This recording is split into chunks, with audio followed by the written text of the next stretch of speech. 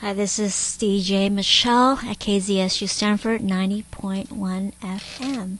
So we have here today Dr. Jerry Fuqua from the Octalysis Group. We're going to talk about gamification. So Jerry, what is your story? Good afternoon, Michelle. I started off in gamification recently, and that's about 3 or 4 years ago. But going further back, I'll go back to where my education was. I did my undergraduate work at UCLA. I was an honors chemistry student, but majored in physics and mathematics. That exposed me to some Nobel Prize winners and kind of gave me a big head for a while. I went on to get my master's degree in physics at UCLA. And then I worked for a couple of companies for a couple of years, mainly some rather boring applied science companies, and decided that I wanted to get out into the academic world and essentially pursue an advanced degree in something very applicable in the physical sciences. So I went to the University of Hawaii and ended up in physical oceanography, where I got my doctorate. And I focused in, unfortunately, back into the theoretical side. I ended up doing numerical modeling and computer simulations in turbulence, which is a very, very challenging area. After that, I did some postdoc work, but essentially went to work for the National Oceanographic and Atmospheric Administration, NOAA, and did some computer work there. And then ended up getting into the Defense Department at the Naval Ocean Systems Center, both in Hawaii and in San Diego, California, where I was drawn into artificial intelligence, robotics, and a little dolphin work, too. I decided then to pursue a business degree, and I can get my MBA at the University of Hawaii, and I was going to work for Sony or one of the big international companies. And about that time, the Internet was beginning to become more visible in terms of the World Wide Web. And I was drawn into a startup. Actually, I was a co-founder at a startup, Internet Information Technologies, and that evolved into a company called Surgery.com, and where we essentially developed the first human resource database system and querying system.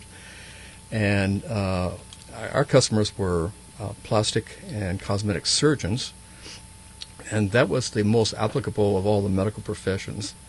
And we did quite well for a number of years. Were acquired in 2003. And also, a little bit later in time, we two of the founders and I started another company called WorldPoint Interactive. And that was more focused on localization, essentially being able to rebrand, redesign websites for local communities in other languages. And then I was drawn into the Valley to help out with a company called Daily Wellness in Mountain View, and pursued some similar advising, counseling interests in that vein before I got into gamification. And I was, I guess, one of the early members of the Octalysis Group, which was founded by Chou, and who's world-renowned gamification guru, and Joris Beerda, another gamification expert based in Switzerland. So that's how I got involved with gamification. Thank you, Jerry. Sounds very interesting. I am excited about this topic because I used to work for and at eBay. And we all know that gamification is very important, because without it, things in the internet can be very boring. First, let's talk about gamification. What is gamification? Well, gamification is the use, the application of game design principles, game elements to a situation that is a non-game context. So essentially, gamifying or making something more interesting or more attractive to users based on gaming principles. I have a more significant question, and the question is, should companies or designers or founders care about gamification before they designed a product, or should they think about it after they design a product? Should they think about gamification when they're wireframing, or should they think about gamification and just afterward and just put in some leadership boards and call that gamification? So you're actually asking about should the company be proactive versus reactive. Correct. Most times companies are reactive. They create a design, provide a service or a product, and it doesn't go so well, so then they try to pivot and they analyze what their situation is, and that's where they usually begin to look at gamification. Some companies start right off and they want to have a gamified product right from the beginning. I probably should introduce the idea that Chou has promoted. There's a fundamental view of gamification, and that is most products or services are designed as function focused, meaning you want it to be fast, you want it to be powerful or cheap to develop, and they tend to ignore the human factor. So what gamification actually does, especially Octalysis, and we'll get into that later, is that it focuses on the human side. So we call that human-focused design. And that makes whatever your company does more powerful. It makes it more attractive and more engaging for people. So, Dr. Jerry Fuqua, I am a big fan of gamification. Not knowing it's called gamification, because, I remember during the early Facebook's days when we have a lot of poking. Do you remember people sending you shoes and food, and just super poke and mega poke you? And then, I think we call those widgets during those times. And on eBay, of course, we have that kind of feedback system. Of course, we believe that at eBay, we believe that humans are basically good. And so we developed something called trust. How do those features or factors play an important role in gamification? I assume that if you just have a website, it could be entirely blank, and you just want people just to do certain things, right? Well, the challenge there is not to throw gaming elements, game components into a design and just think that it will work. You actually have to put some thought into it. Essentially, the process is to design your service or design your product with human consideration, human factors, because typically most game designs use the same elements in one form or another, but 9 out of 10 designs are failures. They don't make enough money to survive, and they aren't intriguing. They don't have the sticky factor in keeping the players interested, and so that represents a rather poor or weak design in game design. The same thing is true about non-games. If you just throw leaderboards and trophies and badges into a game and say, hey, we're gamifying it into the product or the service, and we're gamifying it, there's very little likelihood that it will survive and be profitable. That's why you have to actually take a more in-depth fundamental approach in designing your product or your service. That's awesome. So today we're going to really dive deep into gamification. I wanted to talk about these 8 factors. They call it the core drives in the Octalysis Group framework. I will basically call out a core drive, and Jerry here will explain to us what it means. So let's begin with that, because then, just to keep it interactive, I think it will be a lot of fun. Core drive 1, epic meaning and calling. What does that mean, Jerry? That means that you are interested in participating and being engaged because of a greater meaning. It's not any for personal reasons more than for a greater call, for a community or a team or family.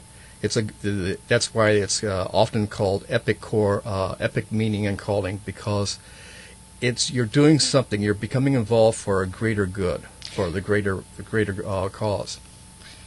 So is participating and being social on Facebook, is that an epic meaning? No, I would give an example of, like, if you're on a team, if you're on a basketball team, that's a physical game, but the reason you are on the you're involved is because it's a team effort. It's a greater effort. Ah, I got it. So basically working together is epic. Yes. So Core Drive 1 is very important for collaboration and cooperation. Okay, cool. And then for nonprofits, it's usually curing cancer, community. The greater cause. The greater cause. Okay, and then let's go to Core Drive 2. Core Drive 2 is accomplishment and development. What is accomplishment and development? Well, that's because you want to improve your skills, you improve your status, you improve your ability. So, yeah, the accomplishment means you want to improve to a level where you've accomplished something. So it's the desire to be better. So if I play a game for like 8 hours just to go to the next level, that would be a development, right? Because I'm improving myself and my skill set. Yes.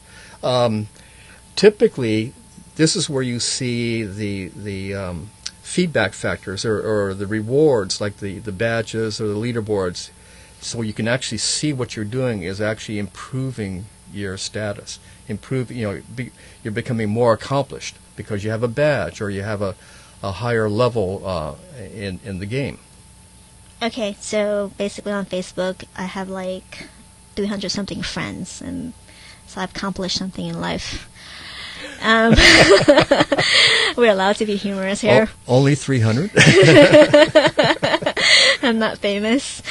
Okay, but I'm working on it. I'm developing myself so that there is some sense of accomplishment. Okay, let's go to Core Drive 3. Empowerment of creativity and feedback.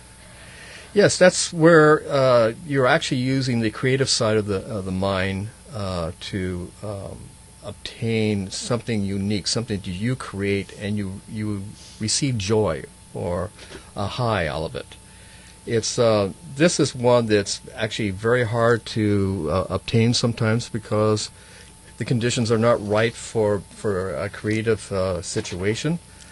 But it's one of the most rewarding responses. It's something that gives you great pride or a good feeling. Remember that one time when I made that YouTube video and I had to share it with all my friends because I was so proud that I spent all Saturday afternoon working on it and editing the video and posting it? Is that an example of creativity and empowerment? That's a factor.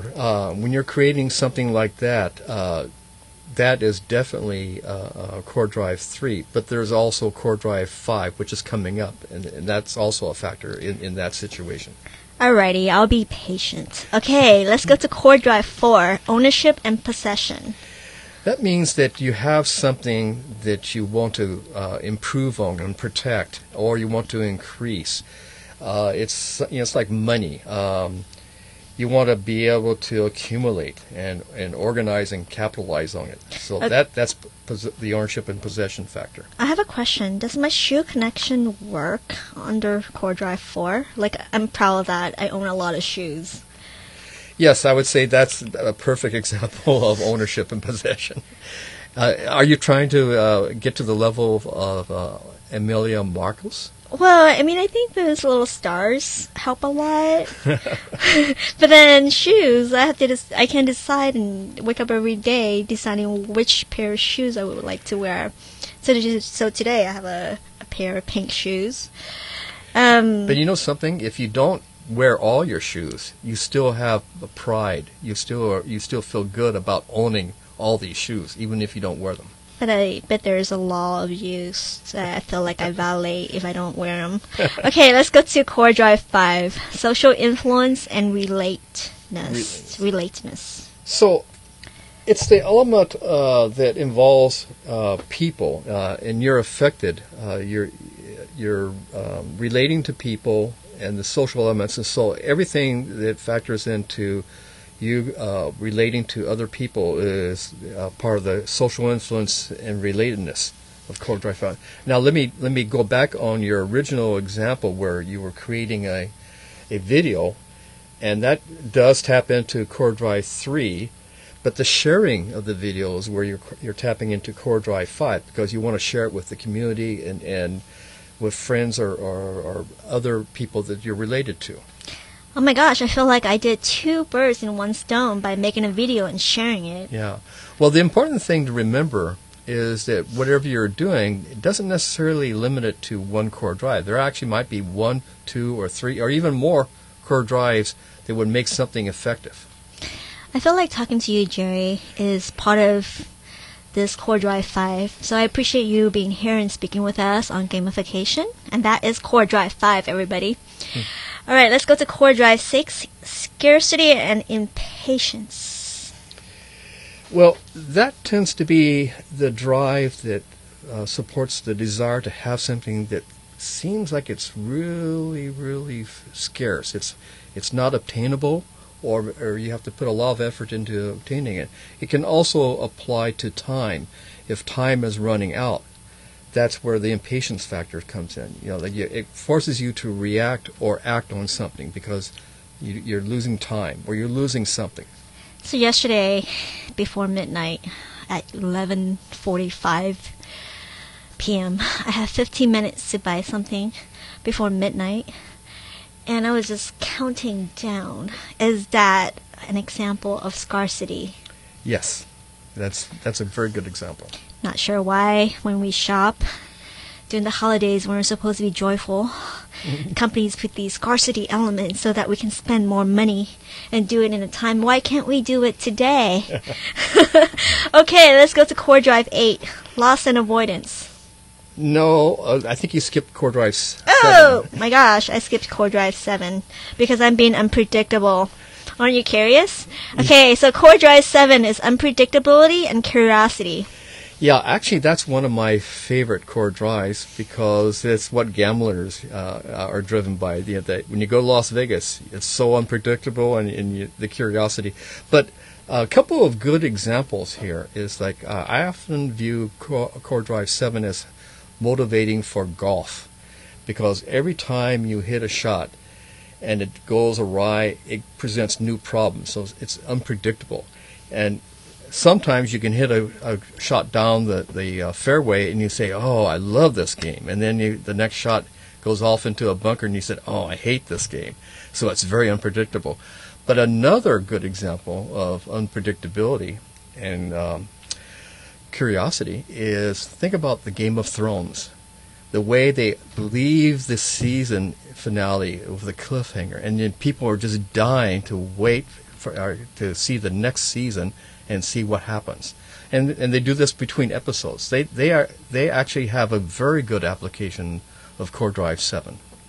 Yeah, I mean, I think the price of Bitcoin is not that unpredictable since it seems like it's gone up all the time now. But in terms of protests and nation, that is unpredictable because every day there's a different protest. Okay, let's go to core drive 8, loss and avoidance. That's just the fear of losing something, and you want to avoid loss, and so that's the driving force. And it's a very, very powerful core drive for short-term situations, and we'll discuss that. So I guess for loss and avoidance, I'm just really thinking about certain things that are more serious that I shall not say. But let's just talk about something lighter, like playing games where GIFs or digital goods disappear. Is that an example of avoidance, Jerry? Yes, actually, a very good example is with Farmville, or was a good example. Farmville is not as popular as it was 3 or 4 years ago. But the fact is that they take advantage of Core Drive 8 because if you may recall, you obtain some land and you grow some crops, and that's like accumulation and ownership, Core Drive 4. But the other problem is that you have to keep going back and taking care of your crops. You have to keep mining. Yeah, you have to. Well, you have Watering to. the plants. Yeah, you have to harvest them because if you don't water them, they die, and you return the next day and it's gone, and that's sad. So that's a negative. Well, we'll talk about this. A regular negative event, which is what we call the black hat event.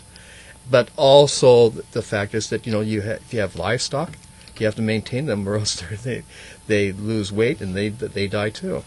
So I have a nephew, and during the time that farmer was very popular, he kept saying that he needs to water his plants or his fish for another game, and I just don't understand whether he's talking about reality or his game life. And it seems like he was talking about his game life, and I think he was worried about that is Core Drive 8, and also shopping. I think when I mentioned shopping, of course you want to take advantage of those sales, which makes in an interplay with Core Drive 6 Scarcity. So I think Jerry mentioned black hats and white hats. And I'm really interested in this because, there are just certain things that motivate us, like doing it for the greater good. And then there's other things that motivate us, like we'll get in trouble if we don't. So what are those white hats and black hats? So the bottom three core drives, Core Drive 6, 7, and 8, are known as the black hat core drives because they all motivate you, but with kind of negative energy. Essentially, you're going to lose something if you don't do it, or you don't have something that's very rare, and if you don't do something, there's no chance of getting it. And sometimes it's unpredictable and it can get scary. So those are known as black hat core drives. They're the bottom of the octagon in the Octalysis framework. The top three, Core Drive 1, Epic Meaning and Calling, Core Drive 2, Development and Accomplishment, and Core Drive 3, Empowerment of Creativity and Feedback, are known as the white hat core drives because they motivate in a positive way, because when you actually execute something based on those core drives, you feel good. It's fun, or you feel happy, or you feel just plain positive that you're doing good. So those are the core drives. Now, the interesting thing is that for motivation, in terms of chronicle motivation, time-based motivation, the white hat core drives, they are really good for producing long-term engagement because it's just a pleasant feeling to do something. You get a positive feedback. But it might be a situation where you want to respond, but you want to brush your teeth first, or you want to take a nap before you do it. It's not highly motivating in terms of urgency. Whereas the black hat core drives are very, very powerful in generating urgent responses and not so good in maintaining. So that's why in Farmville took advantage of black hat motivation, black hat core drives, and got people hooked right away. But after a while, it started to wear upon people, and so that when there was another option to switch to a different game or whatever, they would leave. So it was very difficult for Zynga to maintain their users on Farmville for more than a few months. So let me ask you, and I just want to really get back to that point. So it seems like Core Drive 6, Scarcity, 8, Lost and Avoidance, and 7, Unpredictability, basically gives people a sense of urgency. But it sounds like Core Drive, the more white hat Core Drives, are more lasting. Yeah, in fact, if you look at the 4 phases of game development, basically The first phase is discovery, learning, finding out about a game or product. The second phase is onboarding, where you actually commit to start playing the game or learning about it. The third phase is scaffolding, where you actually develop the skills to play the game correctly or to advance or to become more familiar with the product and use it effectively. And then the fourth phase is the end game, where you're essentially an expert, and there's not much left to develop, but you can end up mentoring or helping other people come along. So in the first phase, the discovery phase, one of the most powerful sets of core drives are the black hat core drives, because they get you to just jump in and try it out, just try to learn it. But those core drives don't keep you involved. That's where the white hat core drives come in, because the white hat core drives are not as powerful for the discovery phase, but definitely more powerful for the onboarding, scaffolding, and in-game phase.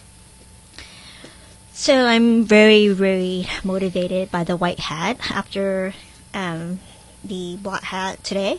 I'm speaking with you, Jerry. So I actually designed a little game for us. Let's play the game because I think it will be fun. So I call this a gamification game because we are on laptop radio at Stanford KZSU 90.1 FM. And so this is the game. So Jerry, I'm going to say a feature and you're going to tell me which core drive it is. So are you ready? Okay. All right. So Jerry, how about the farm in Farmville? Farm in Farmville, well, that definitely emphasizes core drive 8, as I alluded to earlier.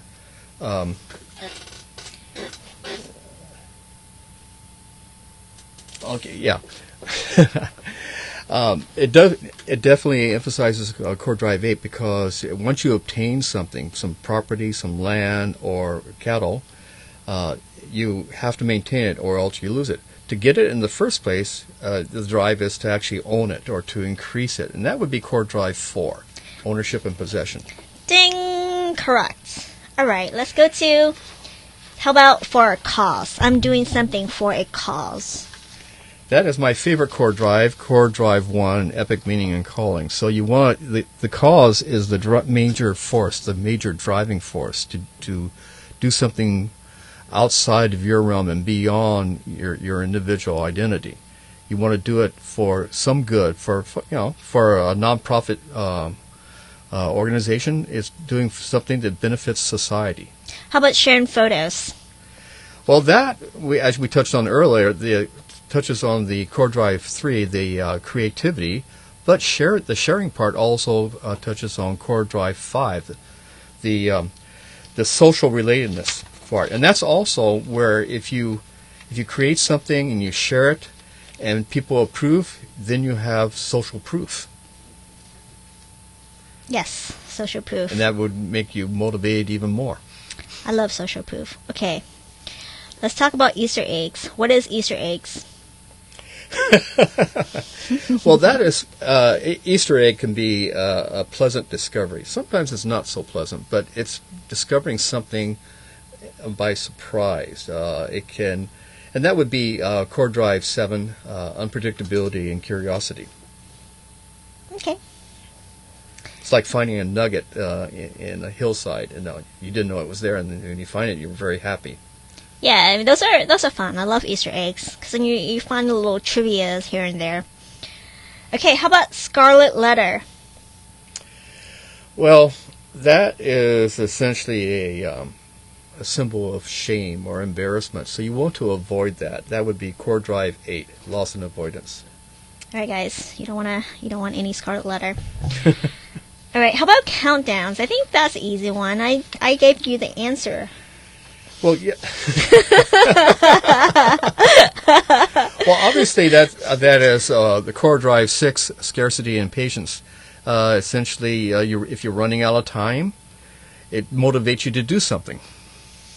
How about a collection of pictures? Well, core drive 4, which is ownership and possession, in collection sets. You might also be collecting things from McDonald's that would allow you to refund it or be awarded a prize or extra hamburger. And I don't think that would motivate me much, but it might motivate a lot of people. How about points? I see points everywhere in every single game. Well, that's definitely for Core Drive 2, development and accomplishment. That's how you determine that you're doing something good and you're essentially developing your skills, developing your position, and accomplishing something. The accomplishment is the reward of a trophy or a higher position on the leaderboard or things like that. How about neighbors? Obviously, Core Drive 5, social influence and relatedness. But don't they gossip? Yes, they do. Okay, what is next in the game? What is next in the game? Yeah. Like, when you're playing a game and you were just wondering, like, what's next in the game? Oh, well, that's probably an element of Core Drive 7, unpredictability and curiosity, because you're just curious as to what's going to happen next. How about character limits? I'm sorry, say that again? How like when you're tweeting on Twitter? Mm-hmm. You can only write like a certain that would be character limit. That would be Scarcity and Impatience, which is Core Drive 6. So it has more value because you're limited to. It used to be 140 characters on Twitter. Now it's 280. Yeah, and I was thinking about Vine as well, like 6 seconds or so of character, and I think with Scarcity there's also empowerment because you have to be creative when there's limitation. Let me ask one of you. What about WhatsApp? WhatsApp? Yeah. Or how about WhatsApp? Must be everything. That was a trick question. Well, there's a definitely strong relationship with Core Drive 5. It's a communications platform. Yeah, but I feel like communications or messaging is in everything that we do. I mean, which platform here, technology, survives without messaging or social influence? How about Snapchat? Snapchat? I think you use that quite a bit, don't you? Yeah, I like it. And why? What do core drive is motivating you to use it? doing social media, so I had to. Yeah, but isn't there a little creativity there too? Correct. So there's Core Drive 3, empowerment of creativity and feedback. There is Core Drive 5, social influence, because you send these silly messages to your friends, or you share it to your Facebook, to your other friends. And then Core Drive 7 is unpredictable because every single day these filters change, so you're curious and you wanted to see how you look with these filters, right? And number 8, if you don't use it, those filters might be gone. So you might want to use it. Now you brought something up that's really interesting. You went down and you identified Core Drive 3, Core Drive 5, and Core Drive 7, also Core Drive 8. But let's look at the first 3. Those are all on the right side of the octagon. And that's why those are referred to as it's right brain core drive. Okay. And it's intrinsic. It's something that drives people to do things that's enjoyable, very enjoyable. By the way, the Core Drive 3 is also known as the golden corner because it's white hat and it's positive to the right, so it's an intrinsic core drive. The ones on the left side, the rewards that you get from those core drives are all extrinsic. They're materialistic or fundamentally external to your feelings. Whereas the ones on the right are more intrinsic. That means they're more, you do it because you want to do it. It's not because you get badges or points or you're rewarded with money or possessions. You do it because it's just fun. It's very enjoyable. So let's talk about Snapchat and Core Drive 1, 2, 4, and 6, the ones that I haven't mentioned. So Core Drive 1, epic meaning calling. Okay, I'm on Snapchat. I feel like I'm building community. I found out that one of the friend on Snapchat lives in St. Martin, which was hit by the hurricane because she couldn't log into one of our website, and I was trying to determine whether her country was excluded or not. So Core Drive 2 accomplishment. So there on Snapchat you have badges and you can add friends. I don't have a lot of friends yet, so I'm still working on accomplishment and development. But I feel like sometimes though when it really depended on the depth of the relationship. Like when my friends there sent me pictures of them and me, and they remember who I am, I feel like that I have accomplished or developed something. And certainly it could be a relationship, or it could be the depth of a relationship. Do you agree, Jerry? Yes. I think those are unique, powerful factors for them. And then number 4, ownership and possession. So I don't really count the number of friends as ownership or possession because I feel like people have free will and I'm not possessing my friend. But I like the collection of silly pictures, so I assume that counts. Yeah, that's a good way of looking at it. Okay, so my collection of silly filters will increase hopefully by the end of next year. And then Core Drive 6, Scarcity and Impatience. So, yeah, I feel like, if I don't use some of these filters, they would go away. And I feel that Snapchat is pretty powerful because, I hang out with my 7-year-old nephew, another one, and he would ask for my cell phone. And the only app that he want to use is not games, but Snapchat. Let me make a general view of this, the process, the Octalysis process, and the platform. It's a model. It's based on human factors. The core drives, and typically if you design something and none of these core drives are present, there's very little engagement and there's almost no motivation to do anything.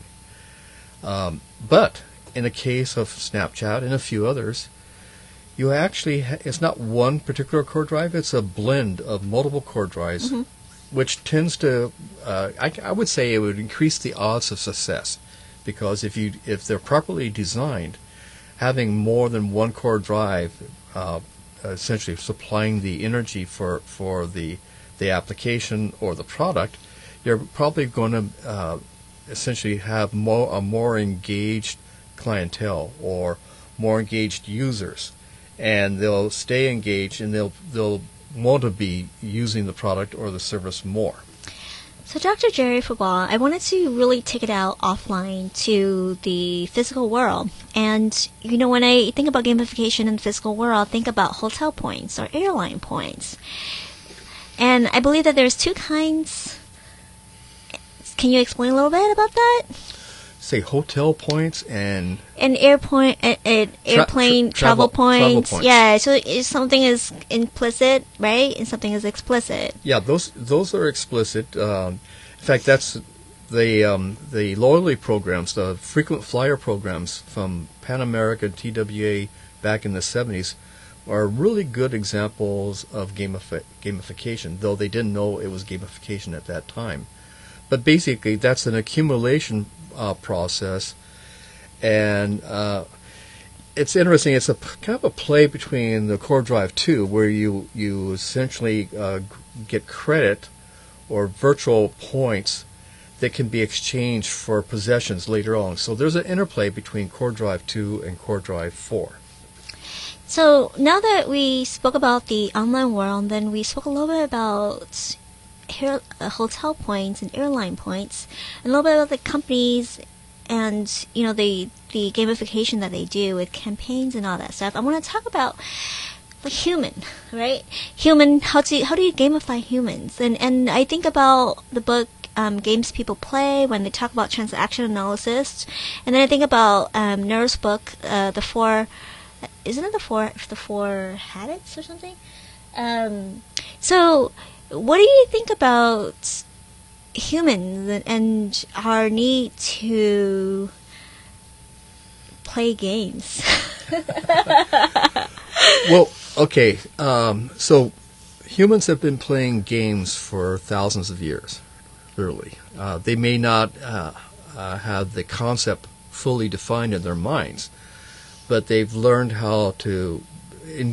Games are basically fun to play. There's enjoyment, and you don't have to. You don't have to pay. You don't have to do anything in particular, just to enjoy the game. And that's the human focus side of the equation. Something, if you can stimulate the interest and the motivation, the engagement and the motivation, then whatever you're doing becomes more enjoyable, and people will want to be more involved.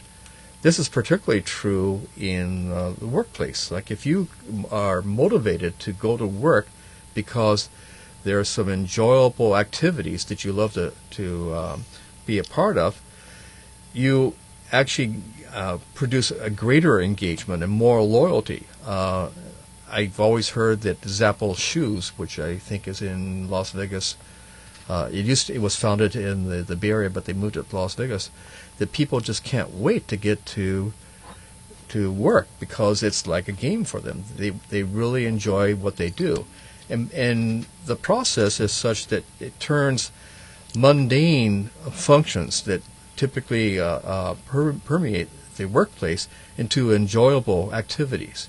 And I think that this is what is really powerful about gamification. If you can turn learning or daily activities and functions into enjoyable involvement, it makes the individual more motivated.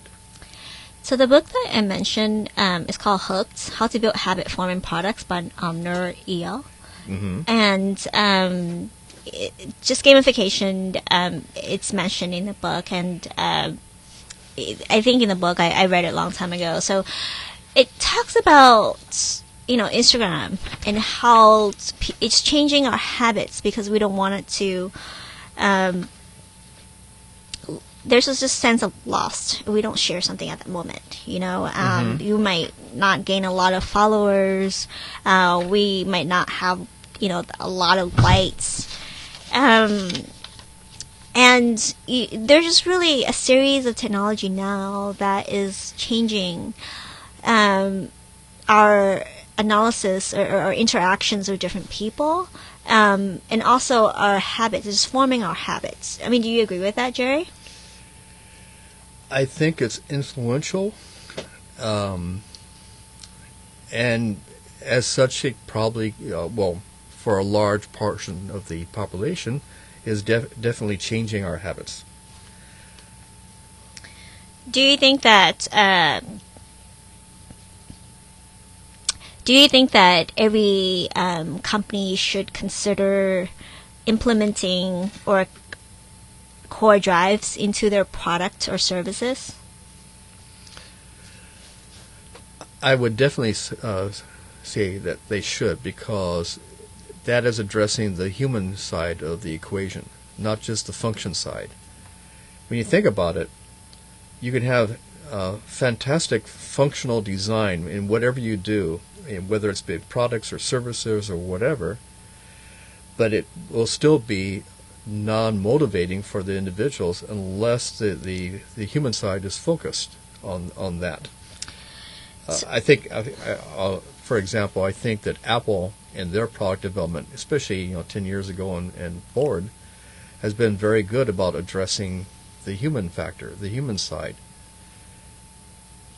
So regarding the human side, I think about interaction. In the book, Games People Play, is termed transaction analysis.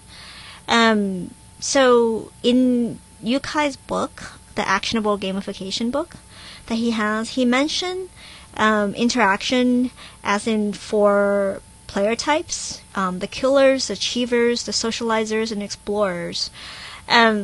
Every time things are divided by 4, I think about the movie Divergent. Uh-huh. And it seems to me that it's really hard to split ourselves into one category. I think a lot of people could be 4. what do you think about, the 4-player types? The killers, socializers, achievers, and explorers. I believe the 4 killer types were the ones you just gave were coined by Gabe Zickerman, and there are many other models where I think Nier himself has a hybrid version of the 4-player types, and in some situations you may not have 4-player types. In terms of business analysis, you may find that there are 2 or 3-player types, or more than 4.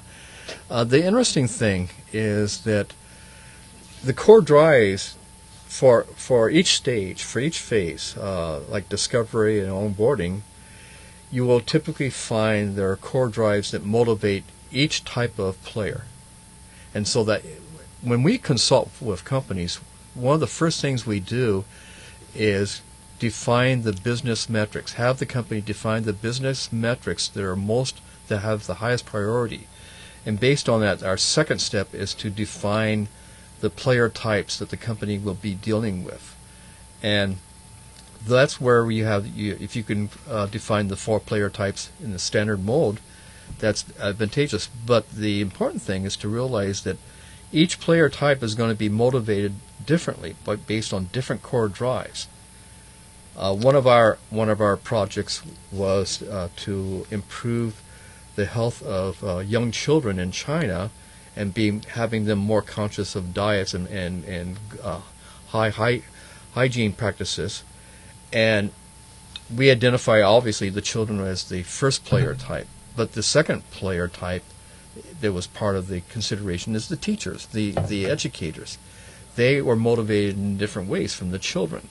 And then the third player type were the guardians or the parents of the children, which have a different set of motivations. So they're affected by different core drives in the discovery phase, in the onboarding phase, and in the scaffolding phase.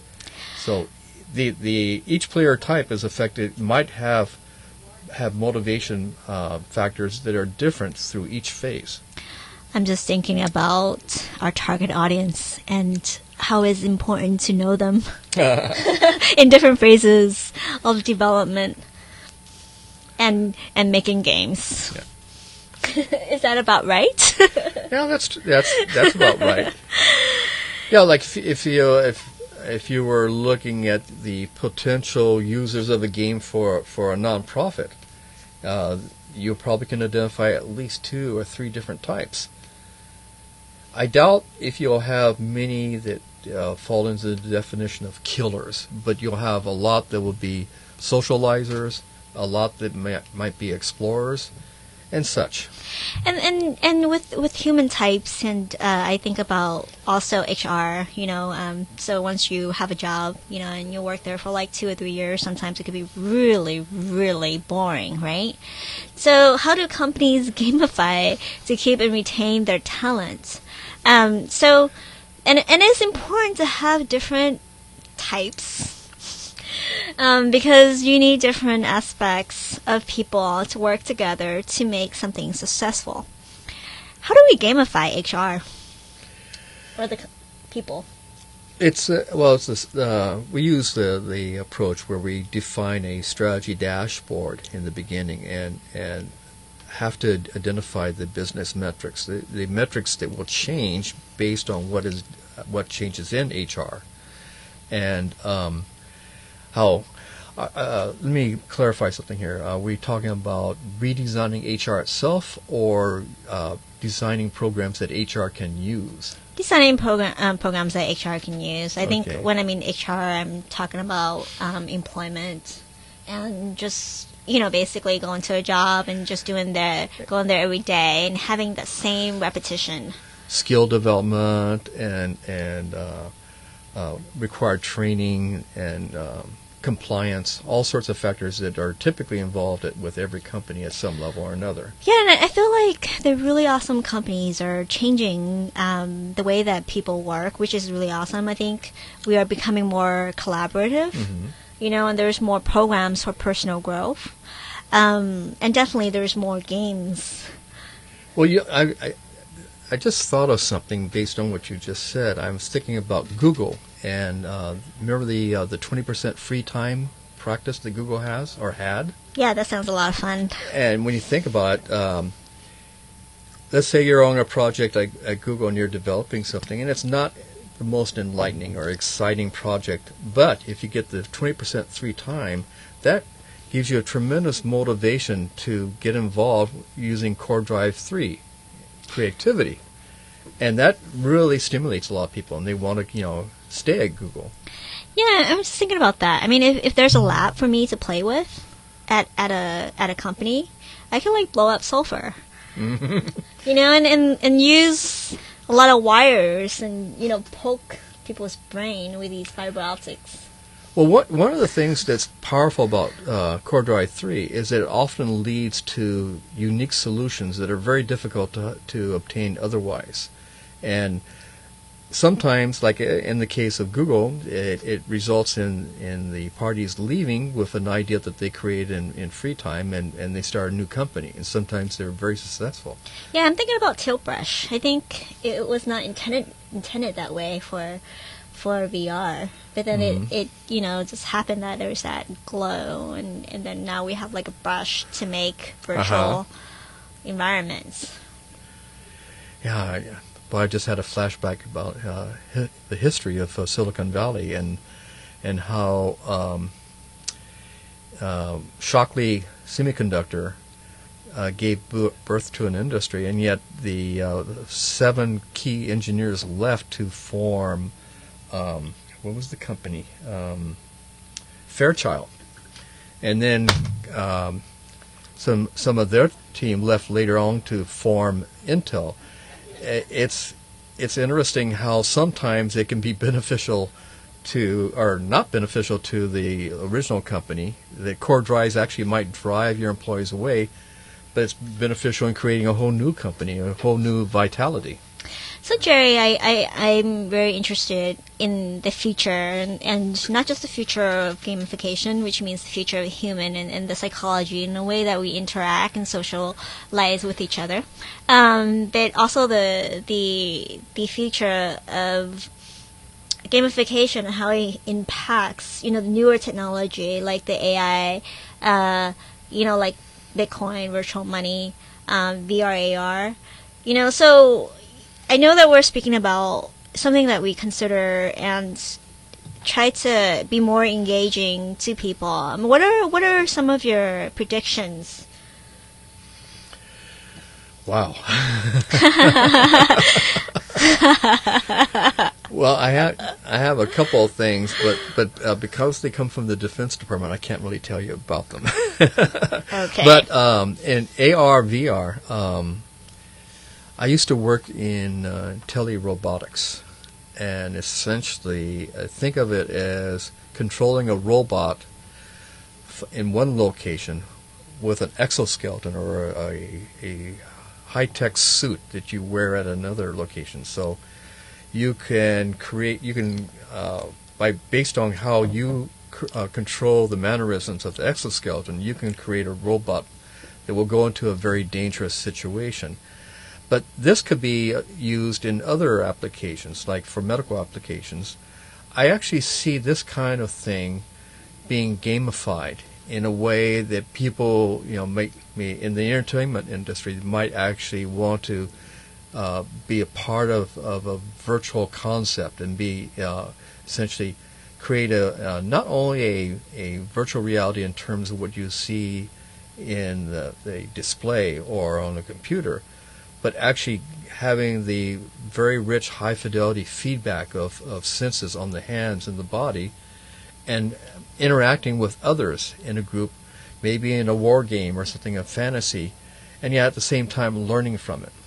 So isn't that like a world within a world, like gamification within gamification, right? Yeah, but it's not just visual; it's total sensory, and this could be used for training, for training students to drive very complex vehicles or fly, or interacting.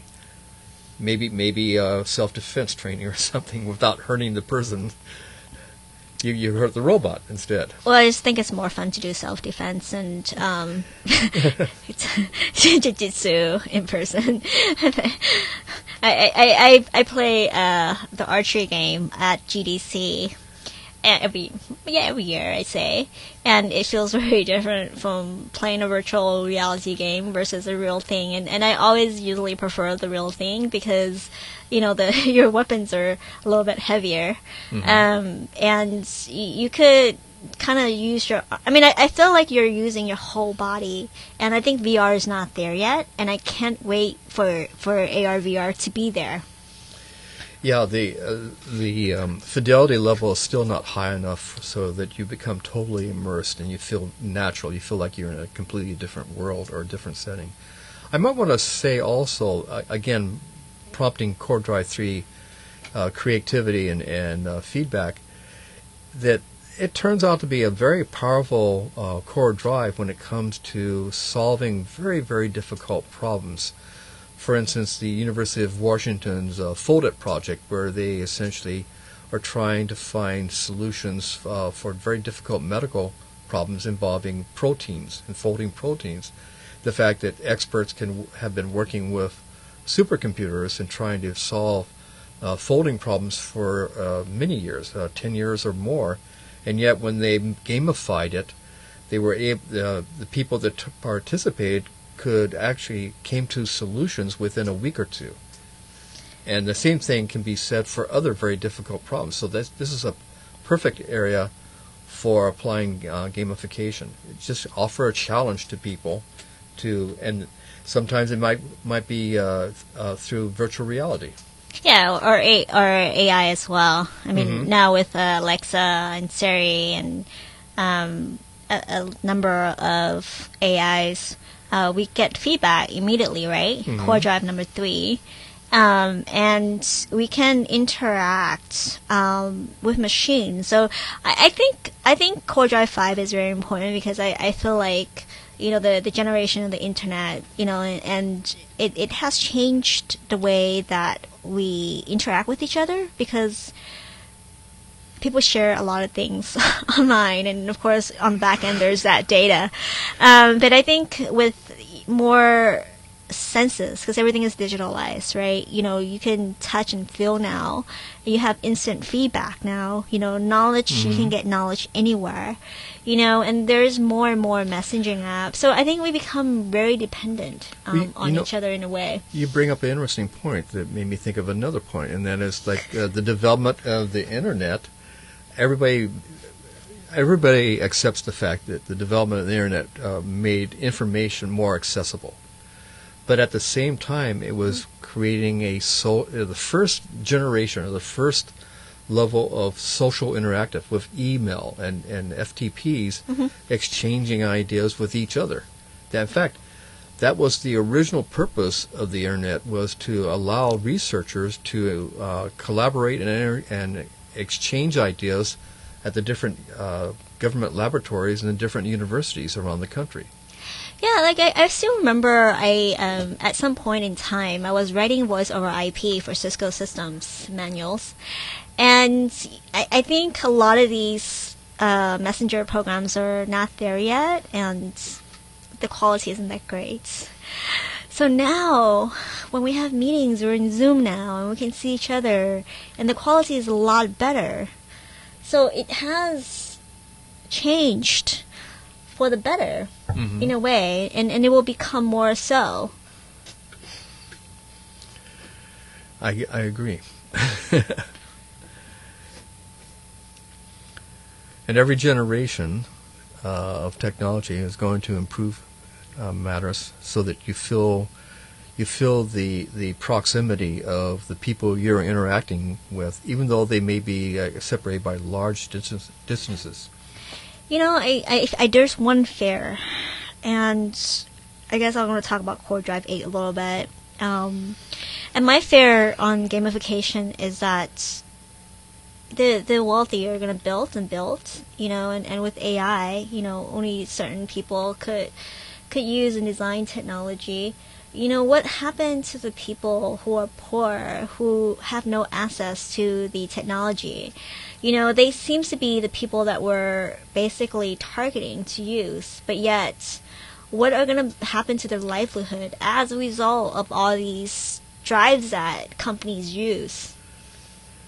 Well, there are new things on the horizon. There are new companies that are trying to access I guess we would call the masses, the people that don't have as much access. I just saw a presentation a few weeks ago at Stanford where a startup company actually in New Zealand, is their goal is to produce a constellation, a satellite constellation. That is a series of satellites that could be as many as 100 that collaborate with each other in low Earth orbits in order to access Internet of Things devices in areas where there's very little access physically, in remote areas of Africa or in Asia even. And this is going to be actually very, very cheap and economical to use, and it will possibly give people in remote rural areas a elementary form of mobile capability of cellular service using satellites instead of normal cell systems. That would be awesome. So that I think whenever there is a potential problem to make something to overcome the barriers produce the economies that will allow you to overcome barriers, social barriers as well as economic barriers, I think there will be innovative companies that will supply solutions in the future. So since we're talking about gamification, I wanted to challenge each one of you to really think about what is your own core drive, like what motivates you, whether it's white hat or black hat, or whether you're wanted to do something for a good cause because you believe in some mission, or you just wanted to buy things and a lot of them, or you're just afraid that you'll miss out on something. What is really your core drives? For yourself. You don't have to tell anyone, but just kind of think about it. And with that, I just wanted to thank Jerry for being here today. Well, thank you, Ms. Shaw. I enjoyed it.